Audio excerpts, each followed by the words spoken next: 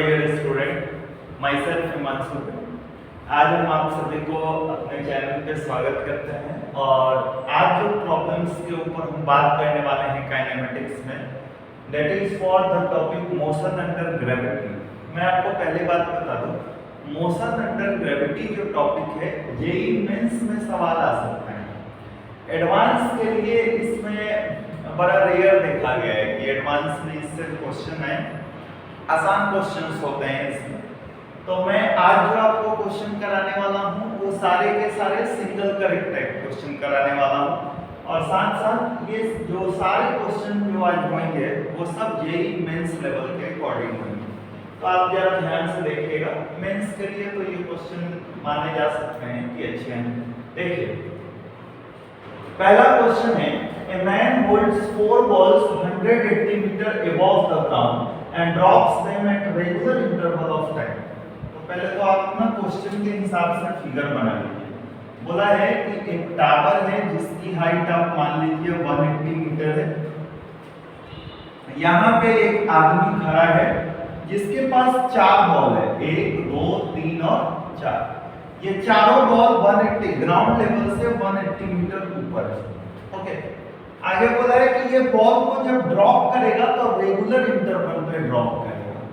तो regular interval पे drop करेगा तो तुमसे पूछा है so that when the first ball hits the ground, जब पहला बॉल ग्राउंड पर हिट किया है, then the fourth ball is just leaving his hand. इसका मतलब एक बात तो फिक्स है, अगर ये फर्स्ट बॉल है तो यहाँ से अभी निकलने वाला जो बॉल होगा ये फोर्थ बॉल होगा, और अगर ये पहला बॉल है ये चौथा बॉल है तो निश्चित रूप से दूसरा और तीसरा बॉल जो मिलेगा वो कहीं यहाँ पे मिलेगा। ये हो गया तुम्हारा सेकंड बॉल और ये आप मान के चल सकते हो कि ये थर्ड बॉल, मतलब चारों बॉल इसमें। बोला है at this point of time the second and third ball from ground are at. तो आपको ना ये सेकंड बॉल का पोजीशन और थर्ड बॉल का पोजीशन इस ग्राउंड लेवल से इन दोनों बॉल की हाइट निकालनी है। मतलब पहला हाइट तुमको h1 निकालना है और दूसरा हाइट तुमको क्या निकालना है, h2 निकालना है। देखिए डरने वाली बात नहीं है, क्वेश्चन जो है वो साधारण ही है, बहुत ज्यादा मुश्किल सवाल नहीं है। हम तो सबसे पहले आपको ये कहेंगे कि सबसे पहले तो आप ये निकालिए कि पहले बॉल को ना यहाँ टॉप लेवल से बॉटम लेवल तक आने में समय कितना लगाएगा। तो तुम जानते हो कुछ फॉर्मूला तो तुम्हें याद ही होगा, T बराबर मोशन अंडर ग्रेविटी के लिए जब सिंपल ड्रॉपिंग का केस होता है तो T बराबर हम सीधा फॉर्मूला यूज करते हैं रूट अंडर 2h बटा g, right. So you are going to have root under 2 into h 180 metre और g का value 10। So t is equal to you are going to have 6 second. इसका मतलब कि पहला ball जब ग्राउंड को strike करेगा तो 0 से लेकर के 6 सेकंड तक का टाइम गैप हो चुका होगा। अब 4 बॉल है, चारों को रेगुलर इंटरवल पे ड्रॉप किया गया है, तो सिंपली सोचो कि एक बॉल अगर फर्स्ट बॉल को अगर हम t बराबर 0 सेकंड पे रिलीज करें और फोर्थ बॉल को हम अगर t बराबर 6 सेकंड पे रिलीज करें तो इनमें रेगुलर इंटरवल के बॉल पे रेगुलर इंटरवल के टाइम इंटरवल पे देखोगे तो ये t बराबर मान लो 0 और ये t बराबर कितना 6 और ये 0, तो इसमें 2 भी आता है और 4 भी आता है। इसका मतलब कि दूसरा बॉल जो रिलीज किया गया था वो सेकंड पे किया गया था और चौथा बॉल जो रिलीज किया गया था वो कब रिलीज किया गया था, चौथे सेकंड। चलो खैर, हम अभी वाले इंस्टेंट पे ना हम इन सबका मोशन निकाल लेते हैं कि कौन कहाँ पर है, ठीक है। So it is very simple. अभी जब पहला बॉल यहाँ पे पहुंचेगा तो this is t is equal to 6 second और ये इससे 2 सेकंड कम में तो t is equal to 4 second. ये वाला जो पोजीशन है ये t बराबर 2 सेकंड का पोजीशन है। तो निकाल लेते हैं for position of third ball, position of third ball, third ball का पोजीशन निकाल लो। तो h बराबर यूज कर लो 1/2 into g into t का स्क्वायर, 1/2 into g 10। इसको दूसरे सेकंड पे ये यहाँ पे तो 2 into 2 से 2 कट गया मतलब 20 मीटर। इस बॉल का यहाँ से हाइट आ गया कितना 20 मीटर। तो ग्राउंड लेवल से हाइट देखोगे मतलब h2 बराबर हो जाएगा 180 माइनस 20 मीटर, इसका मतलब 160 मीटर। बाकी ऑप्शन सॉल्व करने का जरूरत ही नहीं है। थर्ड बॉल के लिए क्वेश्चन देखो, position of second and third ball from the ground. Third ball बाद में मतलब 160 मीटर, तो 160 ये तो सेकंड बॉल का पोजीशन दे रहा है, तो ये आंसर नहीं होगा। 80 मीटर 20 मीटर सवाल ही नहीं है, 20 मीटर 80 मीटर, ये डी ऑप्शन 100 मीटर और 160 मीटर। तो ठीक है ना, तीसरे बॉल का जो पोजीशन है वो 160 मीटर, ऑप्शन नंबर डी। तो ऐसे करेंगे हम। आपको ले चलते हैं नेक्स्ट क्वेश्चन के तरफ। हम नेक्स्ट क्वेश्चन पर आ चुके हैं। यह देखिए, नेक्स्ट क्वेश्चन भी मोशन अंडर ग्रेविटी का ही है सारे क्वेश्चन। क्वेश्चन है, a jogger runs with a constant velocity v through a forest of coconut trees. बड़ा सिंपल सा बात है कि एक जॉगर है, this is your ground and this is your jogger, ठीक है। ये ना दौड़ रहा है कांस्टेंट वेलोसिटी से, मान लेते हैं इसकी वेलोसिटी कितनी है v। बोला है a coconut to fall from a height as when the jogger is directly below it. यहीं पे मान लो ना कि एक नारियल का पेड़ है, ऐसे ये नारियल का पेड़ हो गया। जब ये जॉगर डायरेक्टली इस नारियल के पेड़ के नीचे था, उसी टाइम एक नारियल यहाँ से टपकेगा। टपकने के टाइम जो ड्रॉपिंग का केस होता है, ड्रॉपिंग के केस में हमेशा तुम इनिशियल वेलोसिटी को 0 मीटर पर सेकंड मानोगे और हाइट जो है इस नारियल का पेड़ का वो अपने पास है h। चलो बोला है how far the jogger will the coconut land.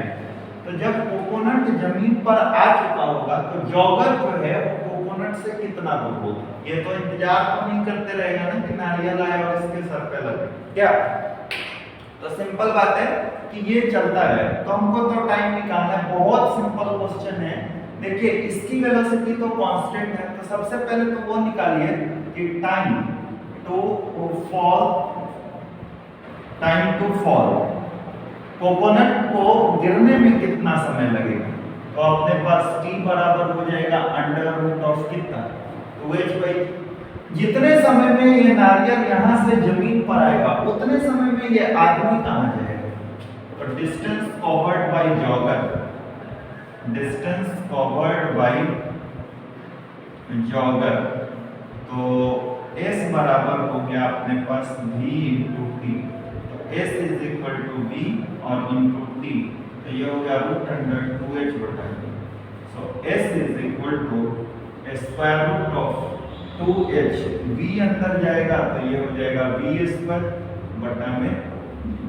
So this is your distance √2hv² option number A, this is the correct answer, right.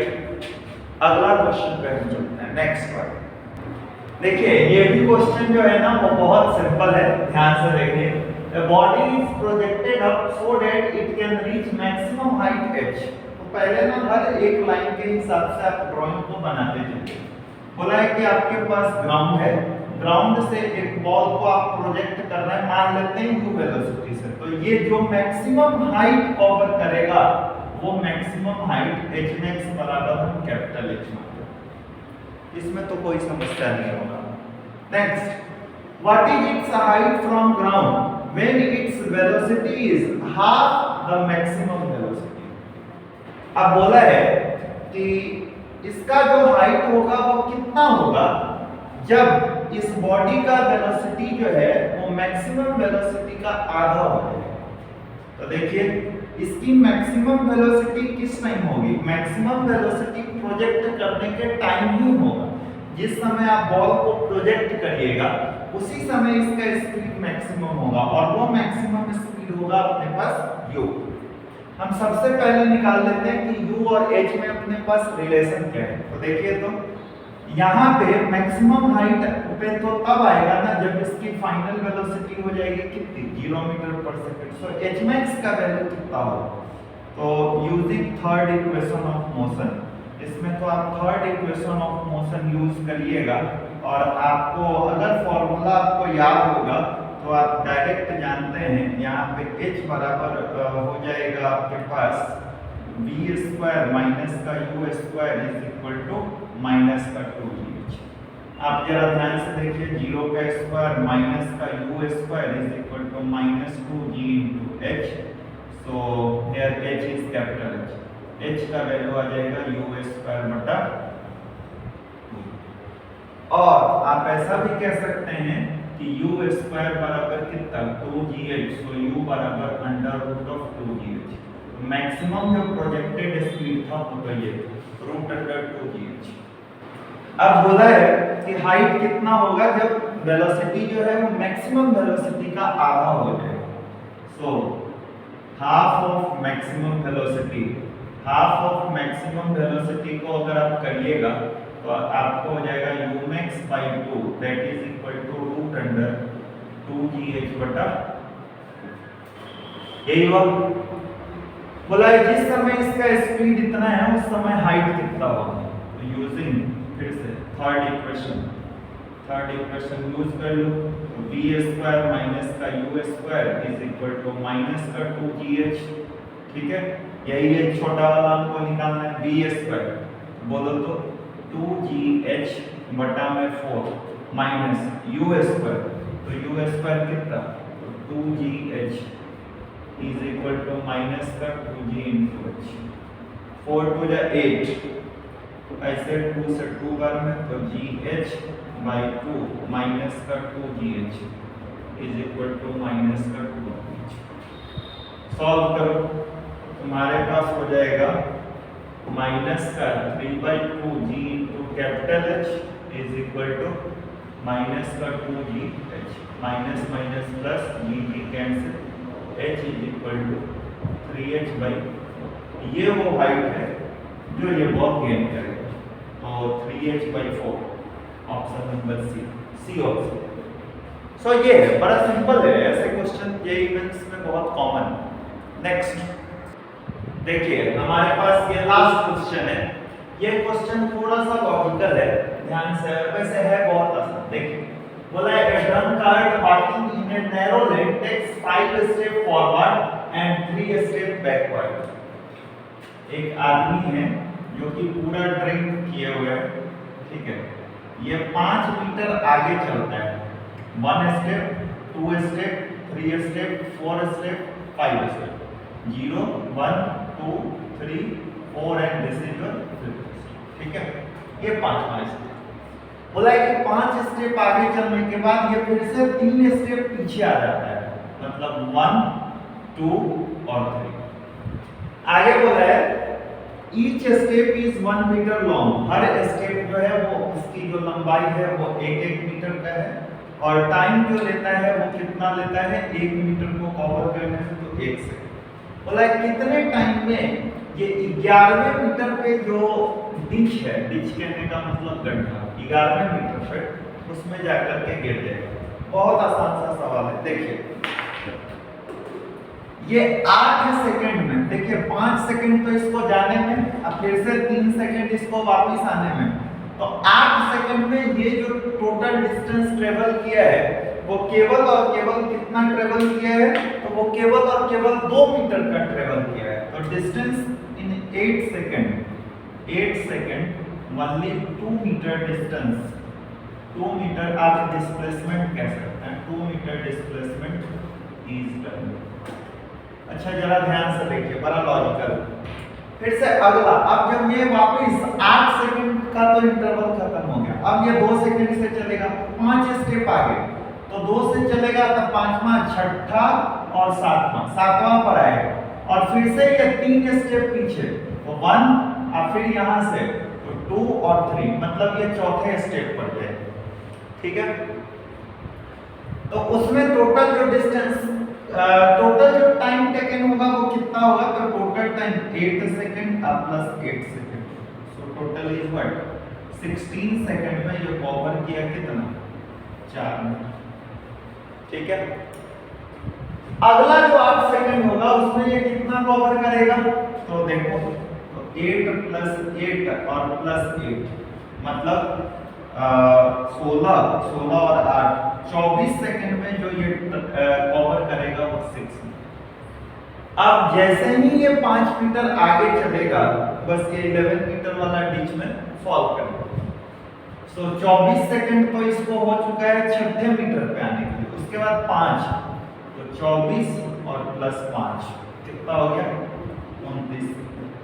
So 29 second में ये डायरेक्ट 11 मीटर वाले डिच में क्या होगा गिर जाएगा। देखिए ये सवाल जो है ना, ये आप इसमें आप फिजिक्स नहीं कह सकते, ठीक है। This is very simple question, ठीक है।